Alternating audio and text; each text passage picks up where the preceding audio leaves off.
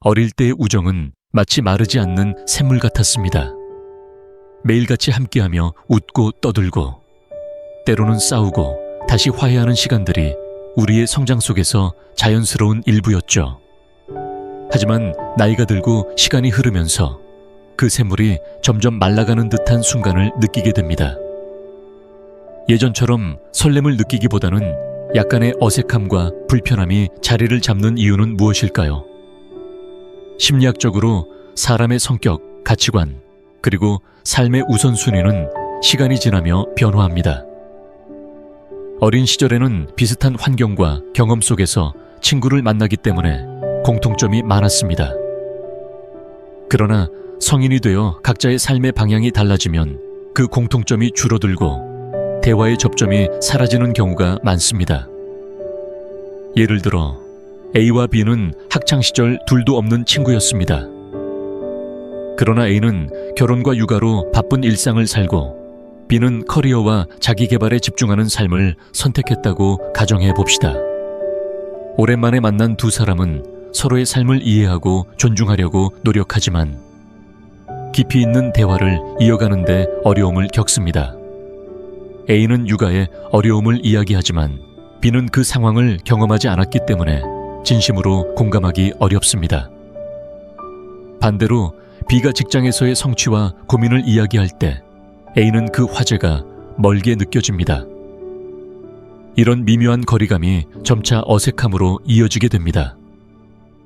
또한 우리의 뇌는 친밀감을 느끼는 관계를 유지하는 데 에너지를 소비합니다. 가까운 관계일수록 서로에 대해 더 많은 관심과 노력을 기울여야 하지만 나이가 들면서 그 에너지를 가족, 직장 또는 자신에게 더 많이 투자하게 됩니다. 따라서 옛 친구와의 관계는 자연스럽게 우선순위에서 밀려날 수밖에 없습니다. 한 친구는 어린 시절의 친구와 오랜만에 만나면서 느꼈던 경험을 이렇게 이야기했습니다. 처음에는 너무 반가웠어요. 그런데 대화가 시작되면서 뭔가 어긋나는 느낌이 들었죠. 우리는 여전히 웃으며 이야기를 나눴지만 내가 하고 싶은 이야기와 친구가 하고 싶은 이야기가 달랐던 거예요. 결국 피상적인 대화로 끝났어요. 돌아오는 길에 문득 우리가 예전처럼 가까워지기는 어렵겠다는 생각이 들더군요. 이런 경험은 흔히들 겪는 일입니다. 그러나 이를 단순히 관계의 단절로 볼 필요는 없습니다. 오히려 이러한 변화는 우리가 성장했음을 보여주는 자연스러운 과정이기도 합니다. 위로의 메시지, 자연스러운 과정, 옛 친구와의 불편함은 성장의 한 단면입니다. 이는 우리가 더 이상 같은 사람이 아니라는 것을 인정하는 순간이기도 합니다. 서로 다른 길을 걸어가며 각자의 삶을 풍요롭게 만들어가는 과정에서 관계의 색깔이 달라지는 것은 어쩌면 당연한 일입니다. 중요한 것은 그 변화를 부정하거나 두려워하지 않는 것입니다. 과거의 추억을 소중히 여기되 지금의 관계를 있는 그대로 받아들이는 자세가 필요합니다. 친구와의 관계가 반드시 예전 그대로여야 할 필요는 없습니다.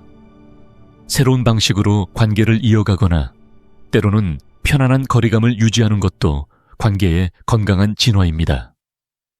관계를 유지하기 위한 현실적인 방법, 서로의 차이를 인정해보세요. 친구와 내가 같은 경험을 하지 않았다고 해서 서로의 가치를 깎아내리거나 단절감을 느낄 필요는 없습니다. 서로 다른 이야기를 통해 배울 점을 찾으려는 열린 마음이 중요합니다.